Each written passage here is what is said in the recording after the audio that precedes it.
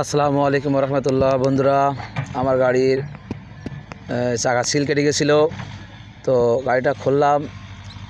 তো সোনালিকা গাড়ি একটা জিনিস দেখলাম, এই যে আপনার লিক কভার উল্টে রেখে দেওয়া যায়। গজাজ গাড়ি কিন্তু রেখে দেওয়া যায় না, ওকে 2-3 জন লোক লাগে, বাস লাগে, উঠতে লোক লাগে, ওখানে উঠোতে নামাতে অনেক কষ্ট। আর সোনালিকা গাড়ি একটা সিস্টেম খুব ভালো, আর প্রিমিয়াম কি মজবুত, দেখেন কত সুন্দর। তো আপনারা যারা গাড়ি কিনতে চান, সোনালিকা গাড়ি কিনবেন, ভালো, সার্ভিসও খুব ভালো। এই যে অ্যাক্সেলের কাজ করালাম, খুব মোটা, অনেক ভারী আর কি। তো আপনারা সোনালিকা গাড়ি নেবেন, সোনালিকা গাড়ি ভালো। এই গাড়িগুলো খুব লাস্টিং করে এবং খুব টেকসই হয়।